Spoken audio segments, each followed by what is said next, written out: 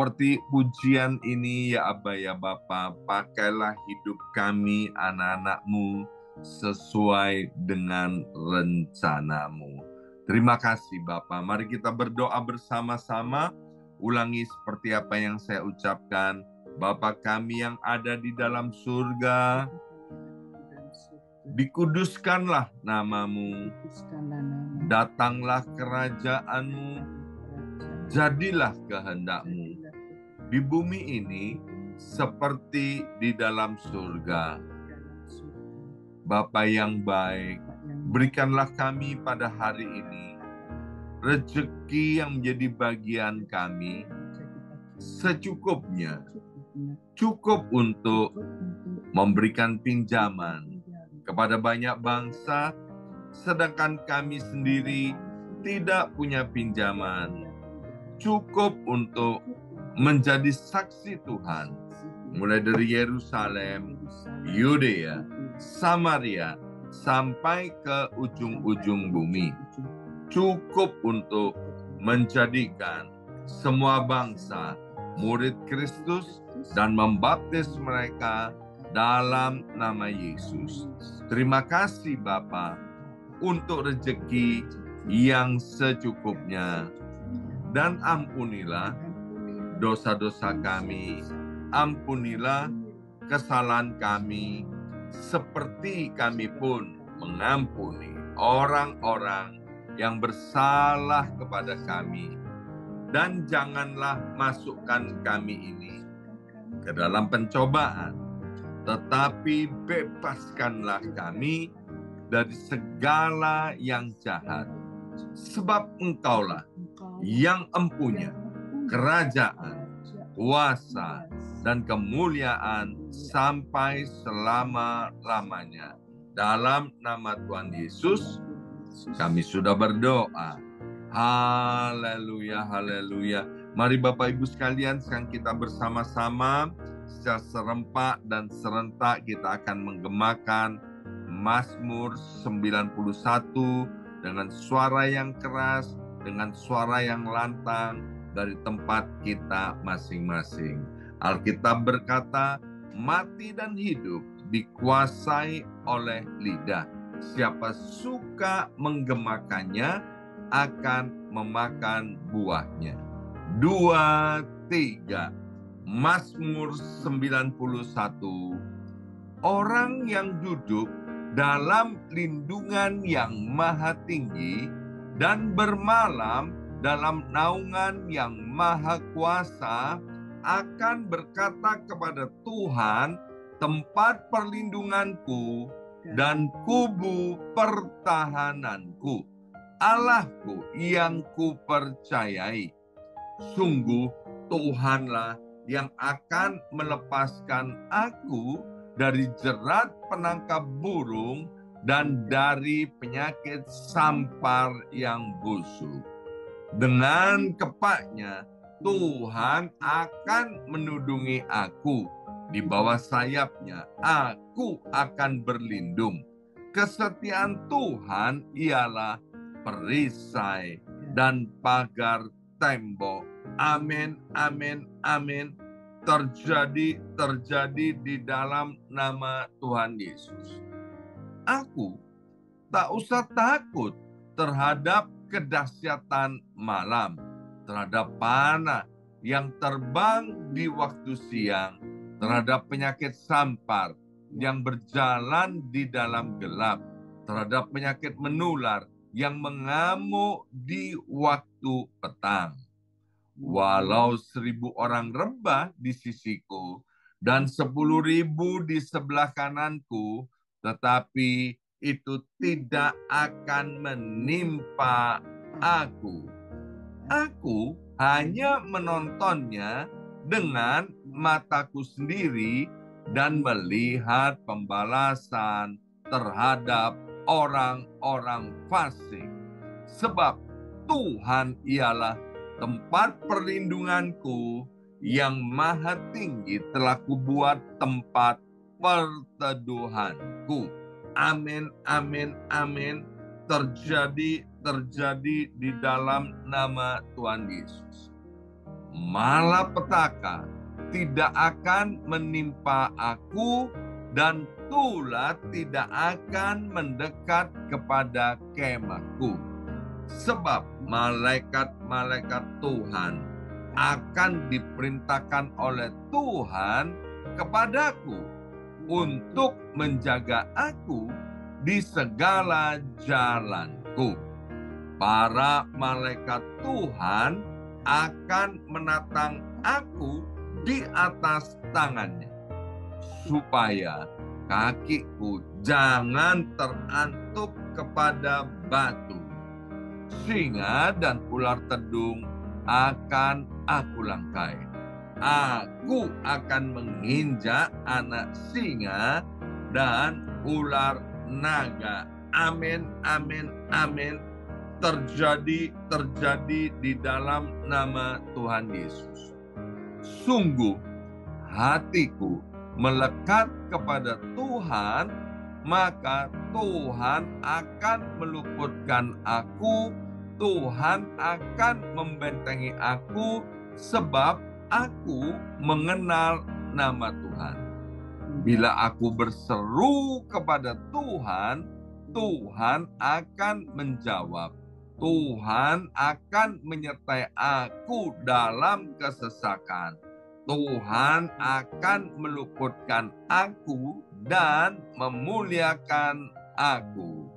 Dengan panjang umur akan Tuhan kenyangkan aku, dan akan Tuhan perlihatkan kepadaku keselamatan daripadanya.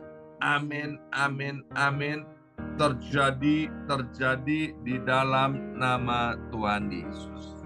Terima kasih ya Aba ya Bapa, pada kesempatan yang indah ini kembali kami akan buka hati kami untuk ditaburi oleh benih kebenaran firman Tuhan.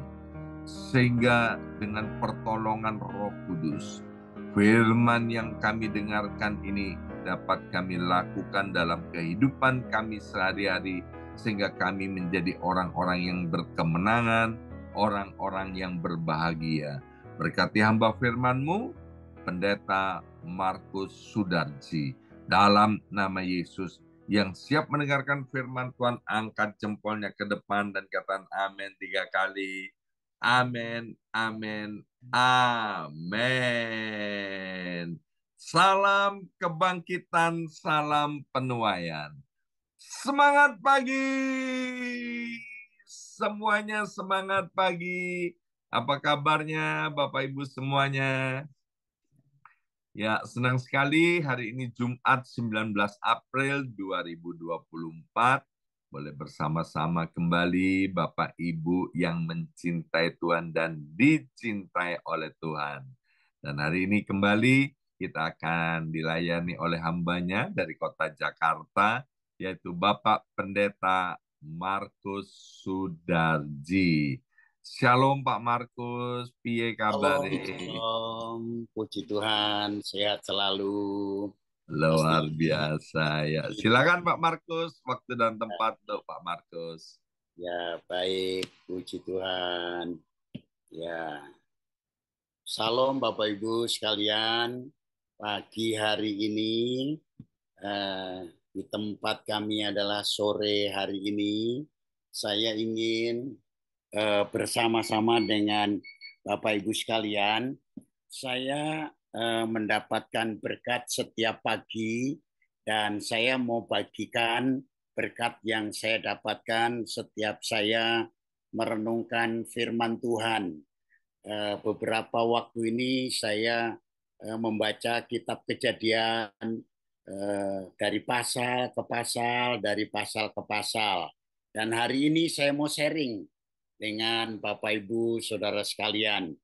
Nah, kenapa bagian ini berbicara tentang hari-hari ini? Sebenarnya bukan hari-hari ini, sudah lama bahwa kita itu bersyukur karena ada sosial media yang begitu efektif dan efisien yang dapat kita pakai untuk kita bisa memuliakan Tuhan. Tetapi satu sisi sosial media ini membuat kita juga kadang-kadang kita kalau tidak menyaring, kita juga akan salah, ya kan, salah arah. Itulah sebabnya saya akan mengajak Bapak Ibu hanya satu poin saja bicara tentang, nah ini dia, ini bahasa apa ini ya? Ini bahasa bahasa apa ini, ya kan? Ini eh, mikul dur mendem jeru, gitu. Ya, saya pikir kita semua tahu ini artinya ya, Pak ya, Pastor. Ya, ini kalau nggak salah begini, hold it as high as you can, bury it as deep as you can. Ya, kurang lebih begitu. Karena susah menerjemahkannya ini. Jadi eh, ini penting banget buat kita ya, penting banget buat kita. Nggak tahu salah apa benar bahasa Inggrisnya, nanti dibenerin. Nah, ayatnya saya ambil dari sini ini. Ya, kisah tentang Sem, Ham, dan Yafet. Ya, ketika eh, apa orang tuanya Nuh setelah keluar dari Bahtera, bertani dan kemudian eh, mengolah anggur, dan singkat ceritanya Nuh mabuk gitu. Apa yang dilakukan oleh ketika anak Nuh ini, Ham, tidak mengambil solusi tetapi menceritakan ya keburukan dari aib dari ayahnya. Tetapi Sem dan Yafet ini ya dikatakan di sini mengambil selai kain dan membentangkan pada bahu mereka berdua, kemudian berjalan mundur dan menutupi eh, apa namanya aurat dari ayahnya.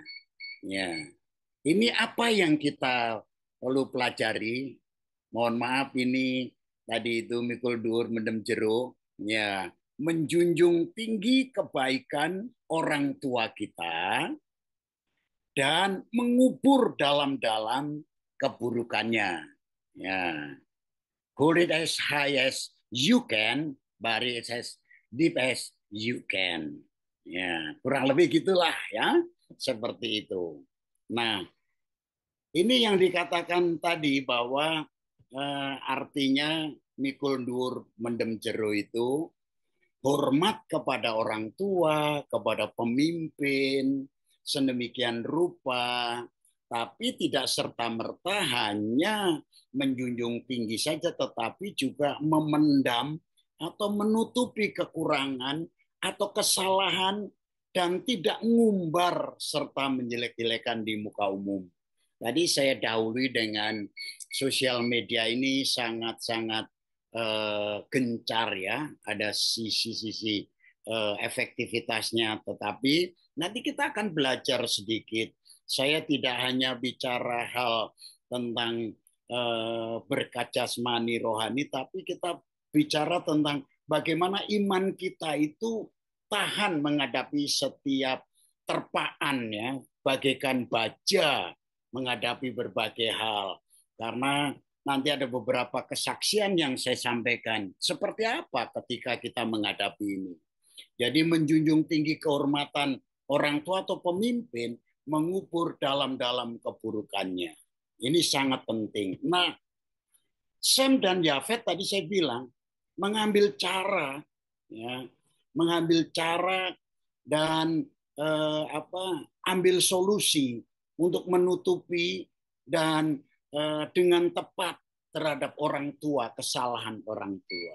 Ini sangat penting. Ya. Sedangkan Ham mengambil cara yang salah dengan tidak dengan membuka aib dan tidak mencari solusi yang tepat untuk bagaimana orang tuanya itu bisa ditolong. Nah, hari-hari ini sangat mengerikan sekali. Itulah sebabnya secara praktis saya mau sampaikan seperti ini, bahwa ketika orang tua kita secara jasmani, orang tua rohani, pemimpin rohani, melakukan kesalahan, Bapak Ibu, ya khususnya sebagai anak-anak rohani, sebagai jemaat, yuk berdoa untuk mereka. Kita doakan. Nah, ketika kita lihat kekurangannya, sudahkah kita berdoa? Ini penting, mendoakan supaya apa? Supaya eh, kembali kepada jalan yang baik. Kemudian jangan memberontak. Kalau Bapak Ibu diberi kesempatan untuk berbicara, berbicaralah dengan hormat, dengan tunduk, ya boleh mengoreksi, tapi memang harus hati-hati karena pemimpin kita nggak gampang dikoreksi, betul ya. Saya Pastor Yongki latar belakang yang sulit untuk dikritik. Ya, kalau ngomongnya agak pedes, walaupun udah sadar, ya kan orang-orang ngomong ke saya, kuping saya masih merah kadang. Jadi saya mengalami sebagai seorang pemimpin, saya mengalami juga orang yang dipimpin, gitu. Saya pernah mengalami kesalahan, saya songong bahasa Jakartanya terhadap pemimpin. Pemimpin itu bilang begini, Bro, bilang dong bro, kalau saya salah, wah saya jadi arogan. Nah itu kesalahan buat saya. Nah saya nggak mau gitu. Saya tidak ada ketundukan. Apa yang terjadi ketika kita ya tidak seperti Sem dan Yafet, tetapi seperti Ham. Firman Tuhan katakan apa? Terkutuklah Kanaan. Kenapa Ham yang berbuat salah, tapi Kanaan yang kena? Ini artinya bahwa Bapak Ibu kutuk terhadap generasi. Nah, ketika kita ngomongin kejelekan pemimpin, anak kita dengar pembicaraan kita, anak-anak kita akan tercemar, imannya lemah, akhirnya tidak percaya sama pemimpin. Itu sangat mengerikan. Ya, jadi ini penting sekali. Itu artinya bahwa itu yang disebut dengan kutuk generasi. Yang kedua, ketika kita ngomongin kejelekan seorang pemimpin, ya jiwa baru atau jemaat rohani yang baru dengar, sudah tercemar, imannya juga lemah, akhirnya juga nggak percaya kepada setiap hamba Tuhan. Jadi Bapak Ibu yang sudah lama berjemaat, ketika menemui seseorang atau pemimpin yang salah, jangan sampai kita ngumbar cerita tentang kesalahan-kesalahan orang lain, ya khususnya para pemimpin. Itu akan saya begini, sangat merusak iman, ya merusak iman. Itulah sebabnya saya mengajak Bapak Ibu Saudara sekalian, yuk kita mau belajar untuk kita tidak seperti Ham, tetapi seperti Sem dan Yafet. Nah, ada rahasia iman. Apa artinya? Pembicaraan tentang hal tertentu, anak-anak atau orang Kristen baru bertumbuh, sepertinya tidak perlu dilibatkan. Ya. Satu hari, Bapak Ibu, saya ada di sebuah grup. Di grup itu ada hanya satu orang jemaat yang ikut gabung di situ. Saya nggak tahu, saya gabungnya belakangan. Jadi saat itu pagi-pagi dia kirim botol botol bir, botol minuman keras. Terus saya tanya, ngapain di grup kayak begini, kirim-kirim kayak begini? Jawabannya itu ketus sama saya. Ah, munafik kan, pendeta munafik loh. Ada apa? Saya bilang. Emangnya saya munafik? Ya koreksilah kalau saya munafik. Terjadilah percakapan di situ, ketemu saya kasih tahu, saya tegur. Dia marah sekali sama saya. Ini jemaat marah sekali. Kenapa? Saya berpikir bahwa ketika dia dengar pembicaraan hal-hal yang tidak harus dia dengar, dia akan berpikir, ya pendeta juga sama. Begitu akhirnya. Belakangan saya baru tahu, Rupanya malam itu dia ajak satu pendeta untuk minum-minum, walaupun nggak mabuk. Pusing saya jadi. Ternyata itu. Jadi iman anak ini, iman orang ini, ya jadi rusak gitu loh.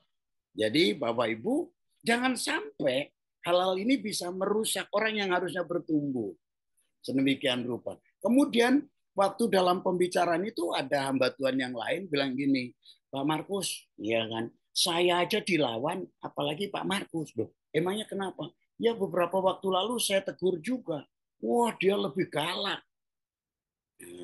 Jadi masalah besar. Karena apa? Dia tahu rahasia hamba-hamba Tuhan, kejelekannya, semuanya dia tahu. Dan tidak ada yang namanya apa namanya memberi memberi nasihat kepada dia. Tidak ada yang memberi gitu. Nah, dari mana dia dapat? Dari berbagai media sosial yang hari-hari ini berseliweran. Ya, itulah sebabnya kami sebagai pemimpin kami berdoa buat Bapak Ibu jemaat Tuhan. Tetapi Bapak Ibu sebagai jemaat Tuhan, Bapak Ibu juga harus punya yang namanya payung gembala. Itu ya. Harus punya payung gembala.